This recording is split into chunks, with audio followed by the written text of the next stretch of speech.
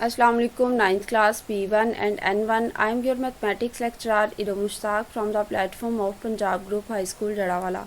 Students, hope you are fine and well. Today 13th July 2020 we are going to discuss chapter number 14 from our textbook in this lecture. Students, chapter number 14 is about ratio and proportion. तो let's discuss what is ratio and proportion. बेटे ratio में आप दो quantities को compare करते हो एक दूसरे के साथ कि पहली क्वांटिटी दूसरी क्वांटिटी के कितने गुना है या उससे जो है वो कितने गुना छोटी है, बड़ी है, या फिर जो है वो उसके साथ किस क्वांटिटी में वेरी कर रही है। तो आपने जो है वो जब दो क्वांटिटीज़ को आपस में कंपेयर करवाना होता है तो वो अलाइक यानी उनके यूनिट सेम होने चाहिए। The ratio between two alike quantities, तो एक जैसी क्वांटिटीज़ के दरमियान रेशो, एक जैसी से मुराद ये नहीं है कि अगर आप 3 ले रहे हो तो दूसरी क्वांटिटी भी 3 होनी चाहिए। एक दूसरे से मुराद इस तरह से समझा सकती हूँ मैं आपको कि जैसे फॉर एग्जांपल आपने कंपेयर करना है टाइम को, तो एक टाइम आपके पास जो है वो सेकंड में है और दूसरा मिनट्स में है। फॉर एग्जांपल आप कहते हो 60 सेकंड्स और 2 मिनट्स, तो कौन सी वैल्यू ग्रेटर है? हमें पता है कि 2 मिनट्स। तो कैसे हमें पता है? पहले हम सेकंड्स वो जो मिनट्स होते हैं उनको भी सेकंड्स में कन्वर्ट करते हैं, तो हमें पता है कि 2 मिनट्स में 120 सेकंड्स होते हैं। जब दोनों के यूनिट सेम होंगे तो फिर जब क्वान्टिटीज़ को कंपेयर किया जाता है तो उसे रेशो का नाम देते हैं। The ratio between two alike quantities is defined as a ratio b is equal to, और ये जो रेशो है इसका ये वाला सिंबल होता है और उसे इस तरह भी लिखा जा सकता है A/B, where A and B are the elements of ratio. ये रेशो के एलिमेंट्स हैं। और एक और बात कि रेशो में ऑर्डर बहुत इंपॉर्टेंट है। अगर आपने रेशो का जो पहला एलिमेंट होता है उसको पहले ही लिखना है और जो दूसरा है उसको दूसरी जगह पे लिखना है। अगर आप उनका ऑर्डर चेंज करते हो यानी बी की जगह पे ए और ए की जगह पे बी आ जाता है तो वो एक नई रेशो आपके पास बन जाती है, वो पहले वाली रेशो के इक्वल नहीं होगी। ओके, नेक्स्ट हमारे पास है प्रोपोर्शन की डेफिनेशन। जब बेटे दो अलग-अलग रेशोज़, फॉर एग्जांपल ये थी एक ए रेशो बी और एक है सी रेशो डी, ये दोनों एक दूसरे के इक्वल जब हो जाती हैं तो फिर हम इसे कहते हैं प्रोपोर्शन। तो proportion is defined as equality of two ratios, इसमें दो रेशोज़ एक दूसरे के इक्वल हो जाती हैं। नेक्स्ट है बेटे हमारे पास कॉन्ग्रुएंट ट्राइंगल्स की डेफिनेशन। तो कॉन्ग्रुएंट ट्राइंगल्स की डेफिनेशन आपने जो चैप्टर 10 में की थी, समरी का लास्ट पॉइंट, आप वही कर सकते हैं। Two triangles are said to be congruent, दो ट्राइंगल्स को कॉन्ग्रुएंट कहेंगे और ये उनका सिंबल होता है कॉन्ग्रुएंट का। If there exist a correspondence, अगर उनमें कॉरस्पॉन्डेंस पाई जाए बिटवीन देम, उनके दरमियान, such that all the corresponding sides and angles are congruent, के सारी की सारी कॉरस्पॉन्डिंग साइड्स और एंगल्स जो है वो कॉन्ग्रुएंट हों, तो फिर आप उन ट्राइंगल्स को भी कॉन्ग्रुएंट कह देते हो। जब आपने कॉन्ग्रुएंट ट्राइंगल्स की डेफिनेशन लिखनी है तो आपने ऑल कॉरस्पॉन्डिंग साइड्स और एंगल्स की बात करनी है। लेकिन जब हम पोस्टुलेट्स लिखते हैं तो आपको पता है कि जो है वो कम से कम एक साइड और बाकी एंगल्स आपको दो जो है वो मैच कर जाएं दो ट्राइंगल्स के, तो फिर भी वो कॉन्ग्रुएंट हो जाती है। नेक्स्ट है बेटे similar triangles. Similar triangles, if two triangles are similar then the measures of their corresponding sides are proportional. Congruent triangles में तो ऐसे होता है ना, of same size same shape, लेकिन सिमिलर ट्राइंगल्स में शेप एक जैसी होती है और साइज़ एक जैसा नहीं होता। यानी साइज़ जो पहली ट्राइंगल की साइड कॉरस्पॉन्डिंग साइड्स होती हैं दूसरी ट्राइंगल की कॉरस्पॉन्डिंग साइड्स के, वो आपस में उनको कंपेयर किया जा सकता है, वो प्रोपोर्शन में होती हैं। एक जो है वो साइड दूसरे वाली अपनी कॉरस्पॉन्डिंग साइड से या तो बड़ी होती है या फिर कुछ छोटी होती है, लेकिन उसके साथ प्रोपोर्शन में होती है, सेम साइज़ की या सेम मेजरमेंट की नहीं होती। आप सिंपली इसको याद करना हो कॉन्ग्रुएंट और सिमिलर ट्राइंगल में डिफरेंस, तो आप ऐसे याद कर सकते हो कि कॉन्ग्रुएंट ट्राइंगल्स का मतलब है of same size same shape और सिमिलर ट्राइंगल्स का मतलब है ऑफ सेम शेप, इसमें साइज़ सेम नहीं होता। और दूसरी बात ये है कि जब कॉन्ग्रुएंट ट्राइंगल्स के लिए दो कंडीशंस हैं, सेम शेप और सेम साइज़, और सिमिलर ट्राइंगल्स के लिए सिर्फ एक ही कंडीशन है, सेम शेप। तो जो सेम शेप वाली जो है वो कंडीशन है वो इसमें भी पूरी हो रही होती है, तो कॉन्ग्रुएंट ट्राइंगल्स सारी की सारी सिमिलर ट्राइंगल्स भी होती हैं।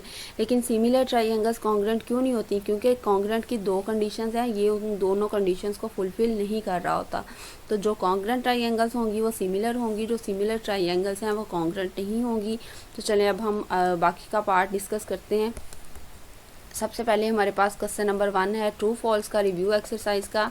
आपने जो है वो बेटे ये जो चैप्टर 10 से 17 तक हम जितना काम कर रहे हैं उसमें से डेफिनेशंस करनी होती हैं और साथ में रिव्यू एक्सरसाइज करनी होती है। तो डेफिनेशंस आज की जो है वो आपने समरी के लास्ट वाले 3 पॉइंट्स, चैप्टर नंबर 14 की समरी के लास्ट वाले 3 पॉइंट्स, एक रेशो की डेफिनेशन, एक प्रपोर्शन की, सिमिलर ट्राइंगल्स की और चौथी डेफिनेशन इस चैप्टर में है कॉन्ग्रुएंट ट्राइंगल्स की, जो आपने चैप्टर 10 की समरी का लास्ट वाला पॉइंट है वही कर लेनी।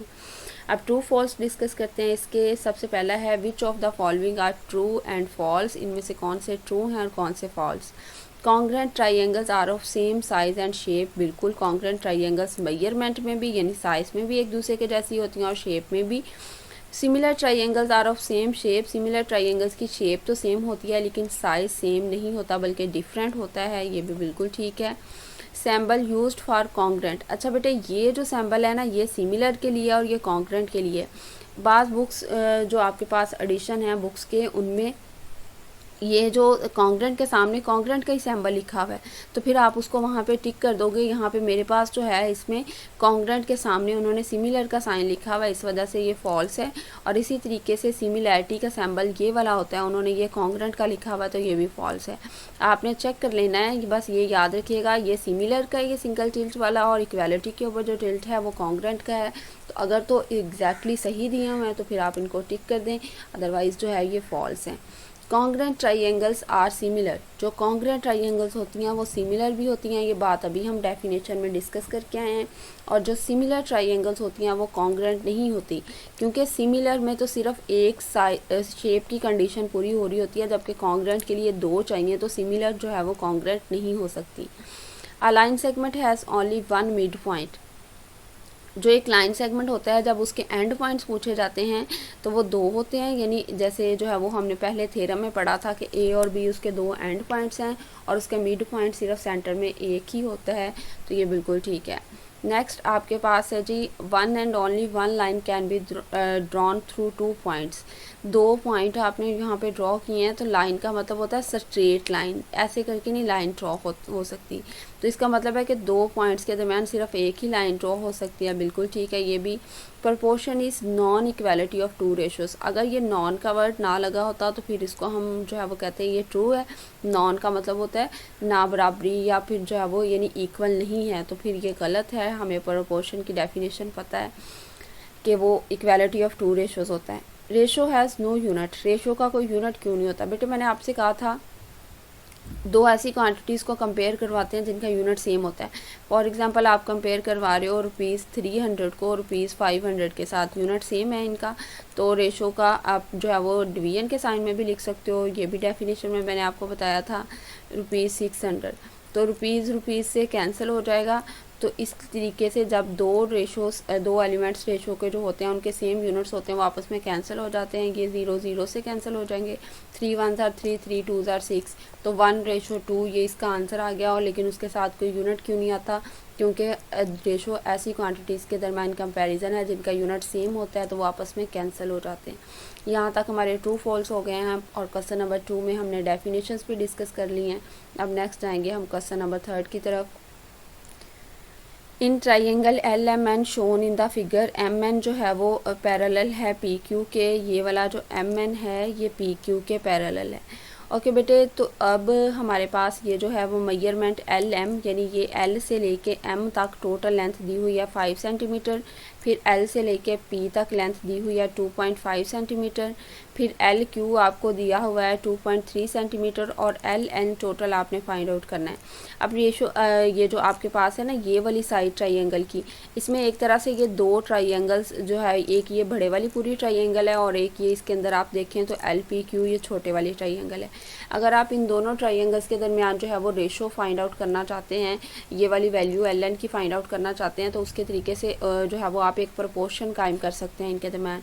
प्रपोर्शन कायम करने के लिए रेशो बनानी पड़ेगी, आपको 2 रेशोज़ बनानी पड़ेंगी। एक जो है वो आप इस तरफ से रेशो बना लोगे और एक इस तरफ से रेशो बना लोगे। देखिए रेशो आप किसी भी तरीके से बना सकते हो, यानी आप जो है वो छोटे वाली को जो है वो डिवाइड करवा सकते हो बड़े वाली पे, या बड़े वाली को डिवाइड करवा सकते हो छोटे वाली पे, लेकिन जो रेशो का पैटर्न या तरीकाकार आप एक साइड के लिए अपनाएंगे एग्जैक्टली वही आपको दूसरी साइड के लिए रखना होगा।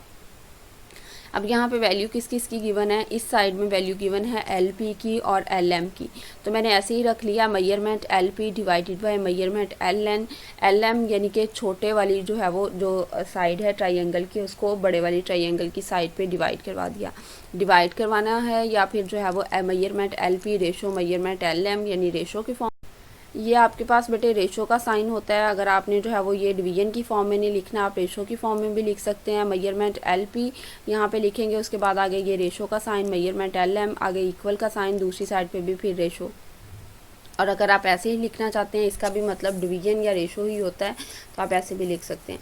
अब आपने एक साइड पे जो पैटर्न बना लिया LP डिवाइडेड बाय LM, तो दूसरी साइड पे भी एग्जैक्टली वही पैटर्न बनाना है। यहाँ पे LP जो है न्यूमरेटर में है, तो यहाँ पे दूसरी साइड पे LQ मेजरमेंट LQ न्यूमरेटर में जाएगा, और इस वाली साइड पे पहले वाली साइड पे LM जो है वो डिनोमिनेटर में है, तो यहाँ पे LN जो है वो डिनोमिनेटर में जाएगा। यानी प्रपोर्शन का तो मतलब ही ये है, इक्वालिटी का तो मतलब ही ये है कि जो पैटर्न इस तरफ रेशो का है वही इस तरफ रेशो करे। अब हम वैल्यूज़ पुट करेंगे। मेजरमेंट LP की वैल्यू हमारे पास है 2.5 सेंटीमीटर, और मेजरमेंट LM है हमारे पास 5, LQ है 2.3 और LN हमने फाइंड आउट करना है। क्रॉस मल्टीप्लिकेशन होगी, ये जो इधर डिवाइड हो रहा होता है ये उधर 2.5 के साथ मल्टीप्लाई हो जाएगा और 5 2.3 के साथ मल्टीप्लाई हो जाएगा। इन दोनों को मल्टीप्लाई करेंगे, ये आ जाएगा 11.5, ये 2.5 उधर मल्टीप्लाई हो रहा है, इस तरफ आके डिवाइड होगा। हमें तो LN की वैल्यू चाहिए सिर्फ, तो ये हमारे पास आ जाएगा मेजरमेंट LN जो कि है 4.6 सेंटीमीटर। नेक्स्ट बेटे आपके पास इसी क्वेश्चन का जो है वो सेकंड पार्ट है। मेजरमेंट LM है 6 सेंटीमीटर, मेजरमेंट LQ है 2.5 सेंटीमीटर, यानी कि आपके पास जो है वो ये वाला LM गिवन है पूरे का पूरा, उसके बाद आपके पास ये LQ गिवन है, और उसके बाद आपके पास ये टोटल वाली नहीं बल्कि सिर्फ QN वाली लेंथ गिवन है, और नेक्स्ट आपके पास आपने जो है वो LP फाइंड आउट करना है।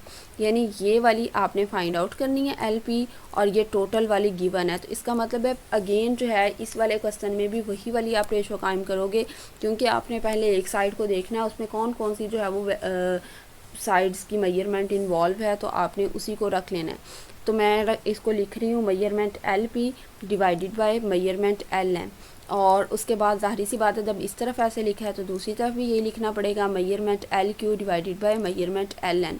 अब LP तो फाइंड आउट करना है, और LM हमारे पास टोटल लेंथ मौजूद है, ये LQ भी मौजूद है, लेकिन यहाँ पे नेक्स्ट आपके पास QN मौजूद है। आपको फिर यहाँ इस साइड की भी पूरी लेंथ लिखी है आपने डिनोमिनेटर में, इस साइड की भी पूरी लेंथ चाहिए। इस साइड की पूरी लेंथ यानी LN आप कैसे फाइंड आउट करेंगे। LQ उन्होंने दिया हुआ है 2.5 सेंटीमीटर और QN उन्होंने दिया हुआ है 5 सेंटीमीटर। आप इन दोनों लेंथ्स को ऐड कर दोगे तो इस साइड की टोटल लेंथ आ जाएगी, जिसे आप दूसरे वाली रेशो के डिनोमिनेटर में लिखोगे। तो नेक्स्ट है हमारे पास measurement LP divided by measurement LN, और इस साइड पे आ जाएगा measurement LQ divided by measurement LN, ये टोटल। और LP जो है वो आपके पास आपने फाइंड आउट करना है, और LM टोटल जो है वो आपके पास 6 है, LQ आपके पास 2.5 है, और LN फ़िलहाल आपके पास नहीं था। मैंने आपको बताया था LN कैसे फाइंड आउट कर सकते हैं। जो LQ है और जो QN है इन दोनों को ऐड करके, तो LQ है 2.5 और QN है 5, तो इन दोनों को ऐड करेंगे 7.5 आ गया। ये वाला जो आपके पास है ये इतना पोर्शन, इसको आप जो है वो रेशो बनाने से पहले साइड पे भी सॉल्व कर सकते हैं, ठीक है। और ये जो है वो यानी ये वाली रेशो से पहले लिख दिया, उसके बाद आप जब आप ये वाली वैल्यू लिखेंगे तो LN की जगह पे आप फिर लिख सकते हैं 7.5, या अगर इधर भी लिखना है तो उसको बॉक्स बना के लिखते हैं ताकि समझ आ जाए कि ये LN की वैल्यू फाइंड आउट की है। और नेक्स्ट हमारा क्वेश्चन यहीं से जो है वो कंटिन्यू हो रहा है। उसके बाद ये आपने LP की वैल्यू फाइंड आउट करनी है। ये 6 इधर डिवाइड हो रहा है, उधर जाके मल्टीप्लाई होगा 2.5 के साथ, ये 15 आ गया। 15 को 7.5 पे डिवाइड किया तो which is equal to 2 centimetre. तो यहाँ पे LP की मेजरमेंट आ गई है 2 सेंटीमीटर। अब बेटे याद रखिएगा जो एक साइड पे आपने तो आपने वही पैटर्न रेशो का दूसरी साइड पे बनाना होता है, तभी तो जो है वो दोनों रेशोज़ एक दूसरे के इक्वल रख सकते हैं। अगर आपके पास वो वैल्यू नहीं भी मौजूद, जैसे इस क्वेश्चन में हमारे पास LN नहीं मौजूद थी, QN थी, तो हम ऐसा नहीं कर सकते कि एक साइड पे LM को रखते हैं और दूसरी साइड पे QN को रखते हैं। आपने उस साइड पे भी LN को ही रखना है, चाहे उसकी वैल्यू आपको पहले अलग से फाइंड आउट क्यों ना करनी पड़े। नेक्स्ट बेटे आपके पास क्वेश्चन नंबर 4 है। इन द जो है वो shown figure let measurement p a 8x minus 7, यानी ये जो पी ए ये गिवन है, उसके बाद आपके पास पी बी गिवन है, उसके बाद आपके पास ए क्यू गिवन है और उसके बाद बी आर गिवन है। तो इस एक साइड की अगर हम बात करते हैं तो हमारे पास कौन कौन सी वैल्यूज़ गिवन है, मेजरमेंट पी ए और मेजरमेंट ए क्यू। तो जो एक साइड पे आपके पास जितनी वैल्यूज़ गिवन होती हैं आप उसी की रेशो बना लेते हो, और फिर जैसे इस साइड पे रेशो बनाई है उसी पैटर्न पे आपने इस साइड पे रेशो बना लेनी है। इधर पी ए को न्यूमरेटर में लिखा है, इधर पी बी को न्यूमरेटर में लिख देंगे और इधर ए क्यू को। तो दूसरी साइड पे रेशो हमारे पास आ गई है p b divided by b r. तो अब हम इसमें वैल्यूज़ पुट करेंगे। अब प्रॉब्लम ये है कि आपके पास सारी वैल्यूज़ तो मौजूद हैं, यानी ये चारों जो हमने रेशो और प्रोपोर्शन में लिखी हैं वैल्यूज़, ये सारी मौजूद हैं। तो हमने फाइंड आउट क्या करना है, हमने जो इसके अंदर वेरिएबल है एक्स उसे फाइंड आउट करना है। तो यहाँ पे आ जाएगा 8x minus 7 divided by 5x minus 3, जो ए क्यू की वैल्यू है इज़ इक्वल टू, यहाँ पे पी बी की वैल्यू है 4x माइनस 3 और बी आर की वैल्यू उन्होंने दी हुई थी 3x माइनस 1। अब जाहिर सी बात है क्रॉस मल्टीप्लिकेशन होगी, तो ये 3x माइनस 1 ये मल्टीप्लाई होगा 8x माइनस 7 से, ब्रैकेट में दोनों को लिख देंगे, इक्वालिटी का साइन एज इट इज़ आएगा, और मेजरमेंट ए क्यू की जो वैल्यू है 5x माइनस 3 वो मल्टीप्लाई होगी 4x माइनस 3 के साथ। इससे कोई फ़र्क नहीं पड़ता आप इसको पहले लिख रहे हो या इसको बाद में। मल्टीप्लिकेशन में जो है वो आपको पता है कि रियल नंबर की प्रॉपर्टी मैंने आपको पढ़ाई थी, उसमें आप जो है वो इनके ऑर्डर से यानी कोई फ़र्क नहीं पड़ता जब मल्टीप्लाई कर रहे होते हैं या ऐड कर रहे होते हैं टर्म्स को। ओके जी, अब मल्टीप्लाई करना कैसे है, सबसे पहले इस वाली साइड को देखते हैं। 8x को अगले वाली ब्रैकेट से मल्टीप्लाई करें पहले, 8 3 24 और x को x से मल्टीप्लाई करेंगे x स्क्वायर तो 24x स्क्वायर, फिर 8x को -1 से मल्टीप्लाई करेंगे तो ये -8x हो जाएगा। अब 8x को अगले वाली पूरी ब्रैकेट से मल्टीप्लाई कर दिया, अब हमने करना है -7 को अगले वाली ब्रैकेट से मल्टीप्लाई। -7 को 3x से मल्टीप्लाई किया तो -21x, और माइनस माइनस प्लस हो गया तो ये 7। 24x square as it is रहेगा, -8x और -21x ये टोटल हो गया -29x। यानी कि सेम वेरिएबल जो होता है सिर्फ उन्हीं को हम ऐड कर सकते हैं, एक्स स्क्वायर को एक्स के साथ या कांस्टेंट के साथ आप ऐड या सब्ट्रैक्ट नहीं कर सकते। तो ये +7 एज इट इज़ आ जाएगा। दूसरी तरफ आपके पास है 4x, तो पहले 4x मल्टीप्लाई होगा अगले वाली पूरी ब्रैकेट से, ये हो जाएगा 4 5 20 और x से मल्टीप्लाई होगा तो x स्क्वायर, और 4x जो है वो -3 से मल्टीप्लाई होगा तो -12x। 4x को पूरी ब्रैकेट से मल्टीप्लाई कर दिया, अब -3 को करना है तो -3 को 5x से किया तो -15x, फिर -3 को -3 से किया तो +9। उसके बाद आपने इस साइड पे भी ऐसे ही 20x स्क्वायर और +9, ये एक्स स्क्वायर वाला ये कांस्टेंट है, ये एज इट इज़ लिख देना है, और जो दोनों वैल्यूज़ जिनके साथ जो है वो वेरिएबल x है उनको सॉल्व कर देंगे। ये माइनस माइनस हो जाएगा +12 और -15 ये हो जाएगा -27, और x एक मरतबा इनके साथ लिखते हैं, जब ऐड या सब्ट्रैक्ट करते हैं तो फिर उसका स्क्वायर नहीं बनाते, मल्टीप्लाई करते वक्त स्क्वायर बनता है। अब सारी वैल्यूज़ को एक तरफ लिख देंगे। सबसे पहले 24x स्क्वायर है तो उधर से -20x स्क्वायर इधर आ जाएगा, यानी उधर प्लस का था इधर आके माइनस का हो गया। फिर आपने लिखा -29x, और इस वाली साइड पे जो x की वैल्यू है -27x वो इस तरफ आके प्लस की हो गई। फिर यहाँ पे +7 है और यहाँ पे +9 है, वो इस तरफ आके -9 हो जाएगा, इज़ इक्वल टू, इस तरफ कुछ भी नहीं बचा तो 0 लगा दिया। 24x स्क्वायर में से 20x स्क्वायर गए तो बाकी रह गए 4x स्क्वायर, और ग्रेटर वैल्यू के साथ प्लस का साइन था तो प्लस का ही साइन लगा रहेगा। यहाँ पे -29x है तो -29x में से +27x गए तो बाकी रह गए -2x, और यहाँ पे है आपके पास 7 और -9 तो यहाँ से -2 रह गए। अब आपने जो है वो वही तरीकाकार है, पैटर्न्स बना लेने हैं, इनके फैक्टर्स बनाने हैं। ये 4x स्क्वायर है और ये -2 है, लास्ट वाला एज इट इज़ आएगा, और दरमियान वाला जो -2x है वो बेटे हमने नहीं लिखना, उसकी एक रकम की बजाय 2 ऐसी रकमें लिखनी है उसकी जगह पे कि उनको आपस में प्लस माइनस करें तो आपके पास के -2x आए, और मल्टीप्लाई करें तो ये जो साइड वालों को मल्टीप्लाई करके आंसर आ रहा है ना, यानी -2 और 4x स्क्वायर को, इसको कहते हैं -8x स्क्वायर, वो आना चाहिए।